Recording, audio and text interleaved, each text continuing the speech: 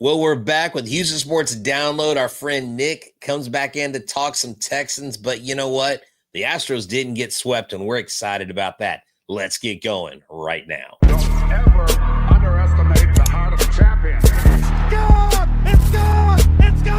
It's gone! Jose Altuve gives the Astros a 5-4 lead. How do you like that? The Houston Texans select C.J. Stroud. We got World Series rings!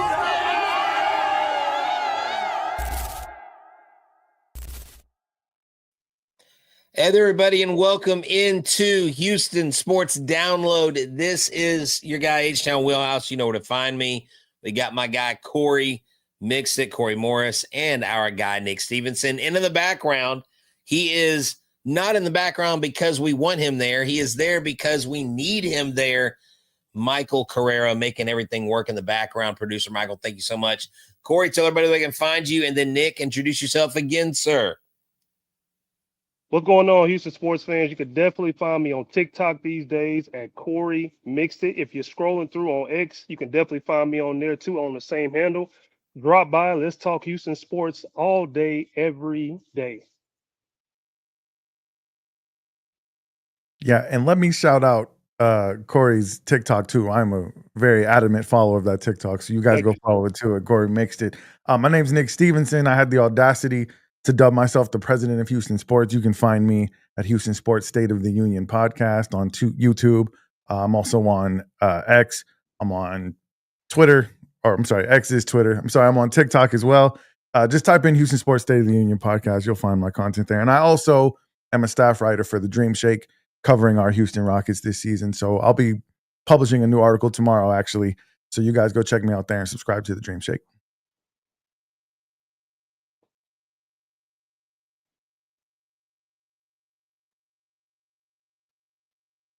I think your mic is on mute. I think you're muted, Brett. No, not Nick. Brett, I'm sorry. Yeah, Brett, I think you're muted.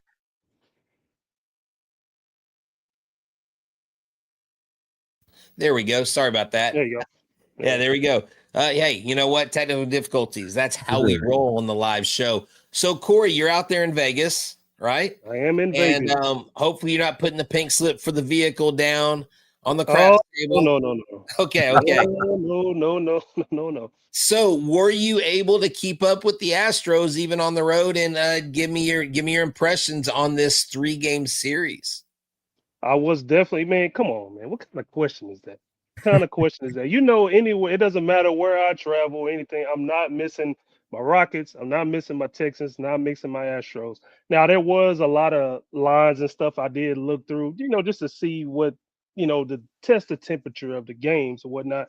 But I definitely was able to keep up with, with all the games in this 3-game series. Now, did it go the way that I wanted it to go? Absolutely not. And playing the Mariners, I thought, I know we talked about this a little bit over the last couple of days. I thought we were going to get some guys back, coming on this All-Star break, and that just wasn't the case, which was fine, because we're still getting great production from the call-up guys, our AAA guys, Space Cowboy guys, however you want to label them, and it's just been, as I watch it, I'm glad we were able to get the dub today. That's a good sign.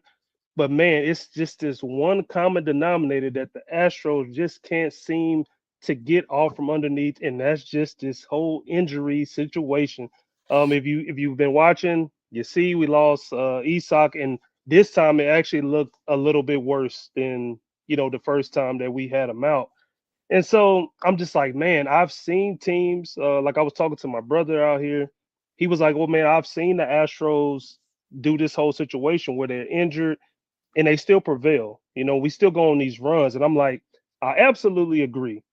But I have never seen them in this predicament where from the opening day roster to the roster today, it is completely 180 as far as how many people we have injured, the pitching staff who is injured.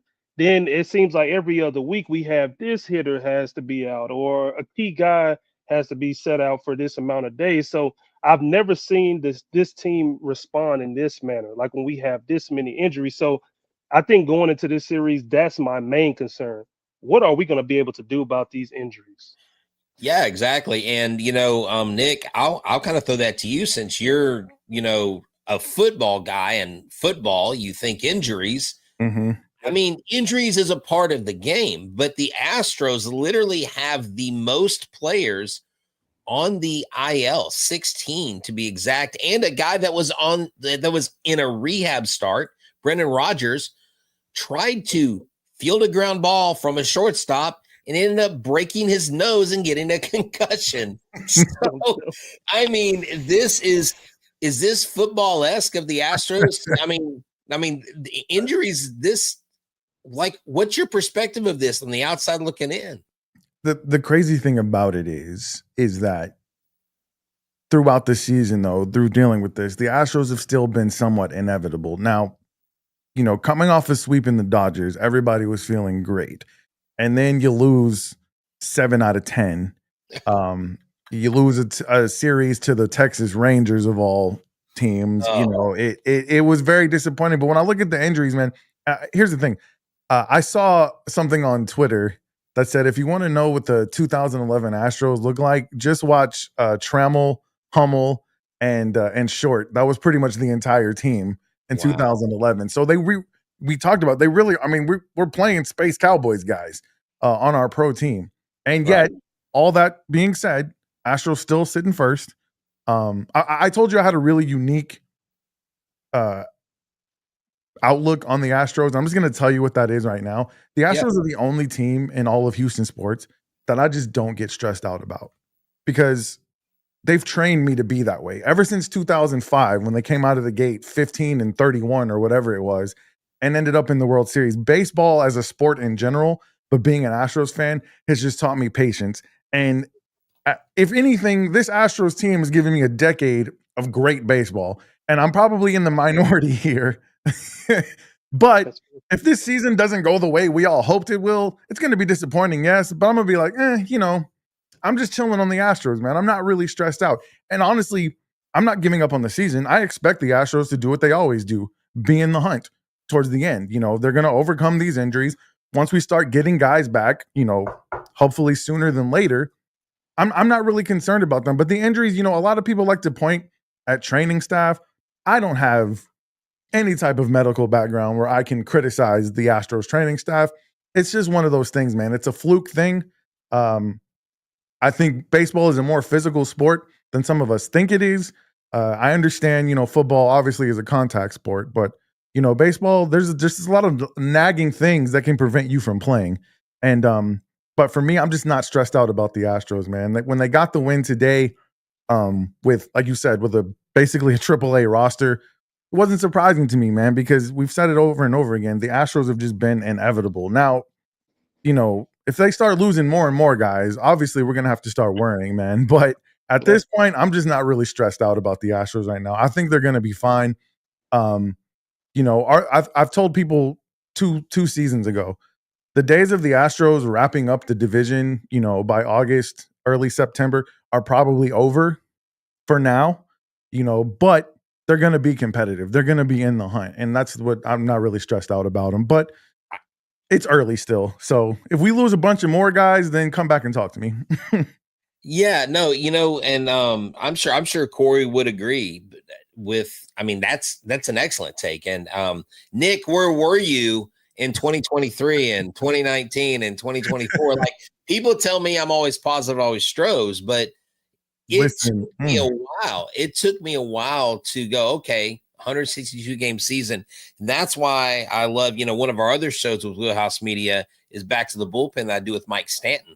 And Mike Stanton, 19-year veteran of the major leagues, always says, Brett, let me just tell you, it's going to be okay. Like, it's 162 of these things, man. Like, right. So talking about that, let's give some flowers out to our player of the game. And I would think that this player of the game is a pretty good nod. Taylor Tramell, 3 for 4, a home run, a double, 3 RBI, and 2 runs. And Corey, speak on this. He even said, I have a little chip on my shoulder towards my former team, the Mariners. And I haven't heard the minute 30-second clips. I haven't been able to break away to listen to it. But how good is it for someone like Tramell to be contributing, especially when a team's struggling offensively? See, we do this show weekly, and ever since he's got called up, I mean, he's been my key guy. I mean, I understand he was the player of the game today, but he has been a key guy that I have just been keyed in on. Like, I know a lot of people, especially Stroh's fans, we've been talking about him here and there, but I was like, man, I don't know if you guys realize when it comes to Taylor Tramell, but we are getting great production from him. Like, he had a great series against the Dodgers with some of them game-saving catches.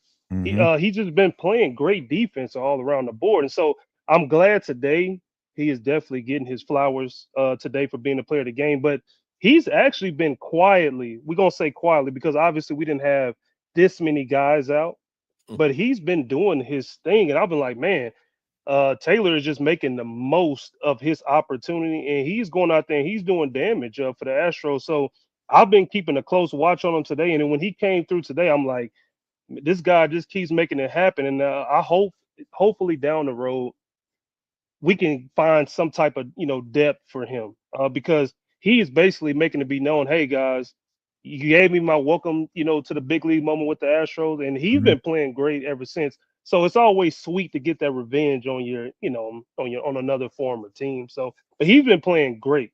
I've been loving what Tramell has been able to do. Yeah, exactly, Nick. We had a guy like this last year, role player Jason Hayward. They didn't really get a ton of opportunities. And there's been a lot of people saying, why don't you go get Hayward? Why don't you go get Hayward? And I'm like, but we've got all these guys. And my thing is, and this is my new theme, I don't care what the name is on the back, as long as that person is contributing. Because right now I don't have the luxury to say, well, Jordan needs to be in the lineup or Pena needs to be in the lineup. Like, those guys aren't there. And there's some guys that are still out weeks. Now, we've got some encouraging signs from Spencer Arrighetti. We got some encouraging signs from Luis Garcia from the pitching end. Looks like he has a whole new arm slot that he's throwing from, which is really cool. But position player wise, not only did you have Taylor Tramell today, but you had Victor Caratini, who is your utility man backup catcher. I mean, in football, you don't always have that wide receiver one. Sometimes that wide receiver 3 or 4 is out there and plays a key role. I mean, that's a big key to the success, Nick. Talk on that. Guys like Caratini and Tramell and these other guys. If I may add to that, man, listen, every World Series run in history, and we can talk about specifically the Astros ones. You had your big time players, you had your all-stars, your superstars, but there is always a moment in every postseason where it's a Tramell, it's a Mauricio Dubon, it's a short, it's a McCormick making an amazing catch out in center field. I feel like these moments, regardless, they won the game, and that's great. But Tramell going out there and, getting 3 hits, Caratini, the same thing, that is just extremely valuable experience, because when you do get healthy, now these guys have the confidence that hey, in a pinch, if I need to, I can go to these guys and I can trust them. And that's why I'm probably one of the most patient baseball fans of all time. I got a buddy. We watch every time the playoffs go. We have this tradition where we text each other during the game. And I love him to death. He lives and dies with every pitch. And that's the great thing about baseball postseason is you're supposed to. But anytime anything goes wrong, he just starts to kind of panic and lose it a little bit. And I tell him, man, I've been watching this team since the mid-90s. They have trained me that nothing worries me. I'm telling you, I got ice water in my veins when it comes to the Astros, because I've seen, just in baseball in general, I have seen there's no clock. Until somebody has 27 outs, anything can happen, man. And with 162 of these things, I understand that as we get towards the end of the season, a lot of these games are going to become more and more important. But I'm a very relaxed Astros fan. And I try to see the positive, the silver lining. And when I see guys like this producing now in July, that tells me they're getting the experience that they're going to need come October. If we got to put you in a pinch, you have the confidence that you can go out there and get a hit in a big time situation. Right. And just like our guy Trevor here says, just so you know, Trev's going to join us from time to time to give us some more national sports perspectives when we start getting into other seasons. But he's like, we desperately needed that win. This is why I never blame injuries. This team just scored 11 runs and destroyed Seattle. Yeah. And that's the thing. No matter who this team's playing, it seems like they have what it takes when they need to do it. And, you know, fellas, with having the great honor of interviewing from Justin Verlander to Yordan Alvarez to Jake Myers, all these guys, minor league, you know, hands, professional players on all levels, they all say the same thing. We never panic. Mm-hmm. We want everybody to succeed. And even when you got your fans that complain about every single lineup, you know, Cam Smith was in the leadoff spot where he was 2 yesterday, you know, and everyone's like, well, he hits 164 in the 2 hole. He hits 318 in the 4 hole. And it's like, okay, it's not about where you hit. It's what you do when you hit. And Cam Smith today, it was great. My favorite part of the game was when he hit that ball into right center field, and then Shea Whitcomb nearly caught Cooper Hummel around the base pass, almost like a little league game. You know, I think I was that guy one time, and then the rest of my years, I was the guy getting caught. But I remember you're like, go faster, go faster. Now, I think both of us were tagged out, but you know, I was like, this is great. This is fun. Multiple runs and multiple innings, Corey. Just to piggyback off Nick for a little bit, or and Trav too. Today was like one of those, we needed this. We really, really needed this win, because before this win today, we were like, what, one of like 8 or something, like just between from the Guardians, Rangers, and up into today. We really needed this win just to show some good faith, good signs.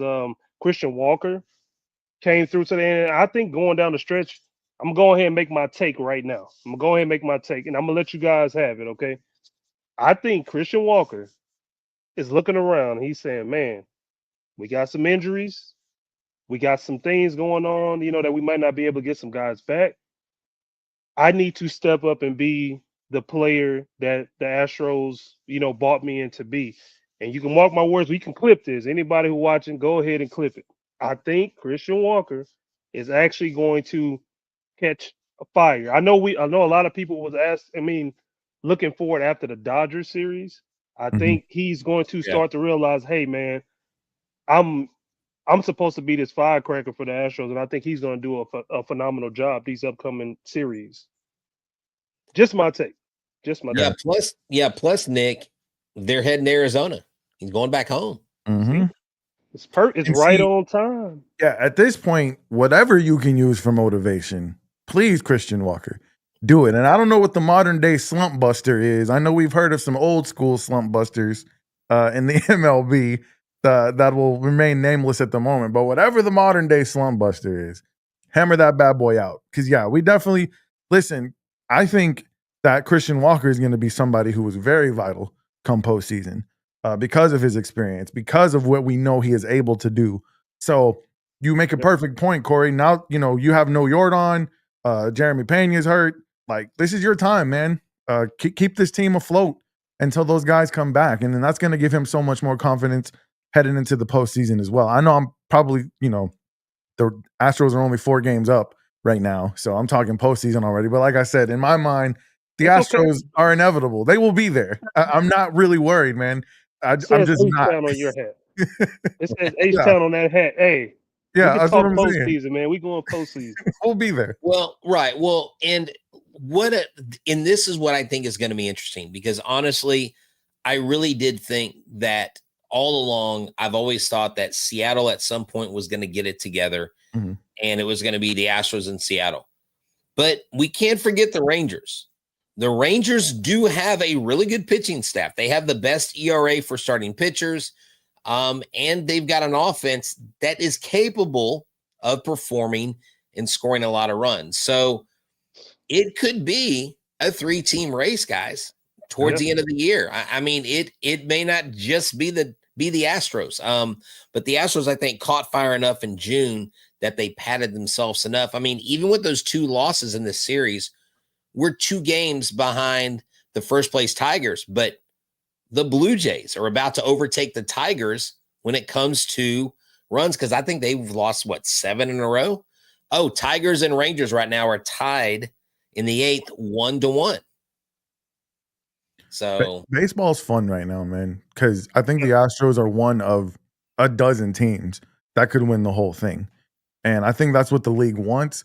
For me, as an Astros fan, I'm sorry, honestly, the days of us winning the division by 20 games and not even watching baseball in September, I like it better this way. I still want the Astros to win, but let's make it interesting. Let's have it be competitive. I feel the same way about the Texans and the AFC South. Like, I'm tired of winning a crappy division every year. Like, let's get some competition in here finally. So I'm down for it.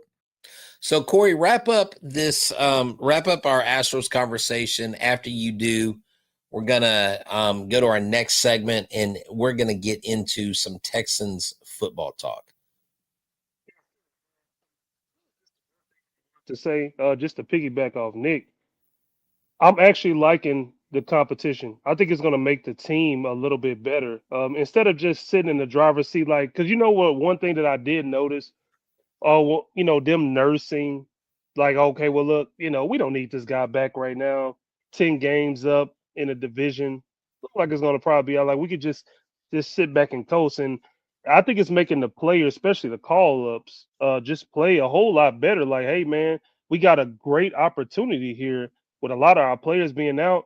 I think it will definitely not go unnoticed, really. Like, especially with with Taylor playing the way he's playing, I think that's going to catch an eye of the coaches. Like, hey, man, this Taylor guy, I know he's a caller, but man, he's been playing absolutely well. And just like Nick said, you need those guys going down the stretch, going for this playoff run. It's like I call this the put up or shut up time. After the All-Star break, hey, this is put up or shut up time. Hey, we had our rest. We did whatever we did in the first half of the season. We mixed up some lineups. We did this with the hitting, rotation, all this. It's put up or shut up time now. And I'm really, some of the guys from the call-ups with the Shorts and the Tramells, the Hummels. I know you guys know that Melton was playing great before he went on his injury. I think this is going to be great for the Astros because they're going to be able to see, hey, man, we got some guys in this farm system that's ready to play. And I think we can do a lot of damage with this, with the lineup that we currently have. So I'm still looking forward to it. In the pitching staff, like I said, hopefully we can get some guys back just to get a solid rotation. And that's really all I really look forward to. But I think Astros got something going they can build off this win from. So. Yeah, I love that. I agree. So, again, player of the game is Taylor Tramell. We do want to say that I wasn't too bothered by Hunter Brown's line. 4 innings pitched today, 6 hits, 3 earned runs, 2 walks, 7 Ks. That's definitely better than his last couple outings. So we'll take that. You would like to see more innings. But, look, hey, rest that arm, Diesel, because we need you. So in the next segment, we got Texans talk here on Houston Sports Download with Nick Stevenson.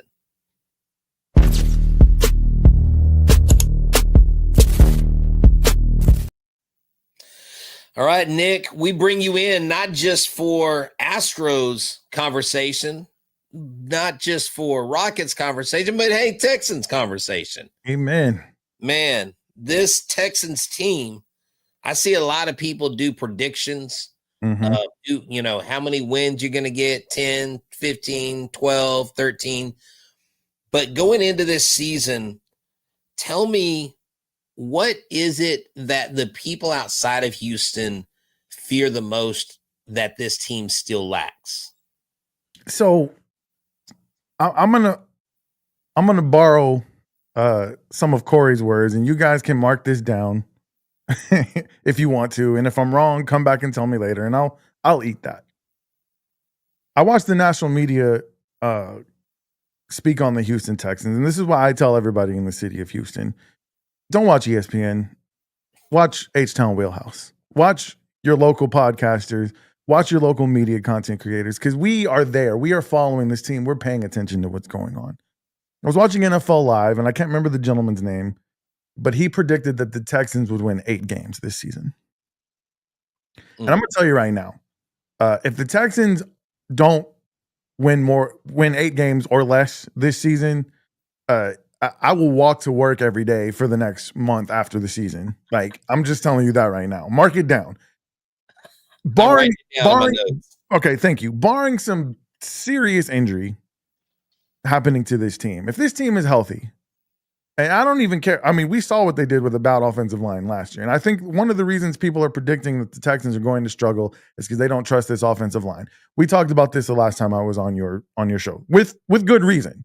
Like, there's a good reason to be skeptical of this offensive line. However, and let me add this because we didn't talk about it last time. We're replacing Stephon Diggs, a veteran, with some rookie wide receivers. Now, you do have Christian Kirk, who's a great slot wide receiver. He's got some injury history, so we'll keep an eye on that. But there are some question marks on this team, and I think here's what I'll say: I understand why the national media, who's not covering this team every day, has some questions and maybe is skeptical of whether the Texans can repeat the success that they have. But the reason I know that they're going to win at least 10 games, hopefully more, is because of DeMeco Ryans and because of the culture that he's established here.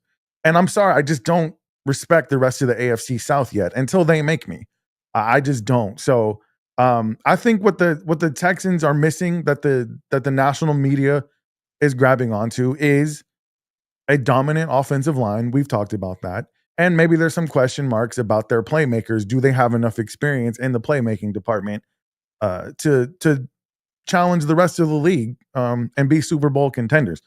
All valid questions, but man, 8 wins? Come on, I can't get down with that. I'm sorry. Yeah, I think that's being undersold a little bit. And look, Cam Ward, as much as I love, he's a local kid out of West Columbia, went to University of Miami, picked first overall by the Titans. It's like, oh, I wish he could have gone out of the division so I could root for him all season long and not against him in 2 games. But I mean, this is something that the Titans have tried it seems like the last, several seasons where, oh, it's a new rookie quarterback. It's a new guy. If it's not this guy, it's that guy. If it's not Will Levis, it's this. It just goes on and on and on. And then you have in Jacksonville, will Trevor Lawrence ever be? And so, yeah, you've got a lot of uncertainty. You got uncertainty in Indianapolis. And where you have the most solid foundation is, and I remember talking to Cody Davis when Cody Davis was on Locked On Texans. I remember he told me, he said, Brett, the day that DeMeco Ryans stepped into that building, into NRG, everything changed. He said the feeling, just you knew that it was time to go to work. For sure. What do you got, Corey?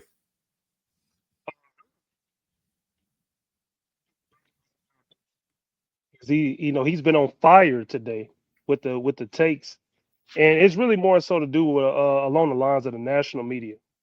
And I 100% agree with him. Watch your local podcasters. Watch people that's actually following the team. That 8 wins, I feel like that's somewhere else. And then to add on to that, to add insult, I guess salt in the wound. I was looking at the QB rating the other day, right? And I'm gonna make this real quick because it's whatever. So they got Stroud like at around like 11, 12 area.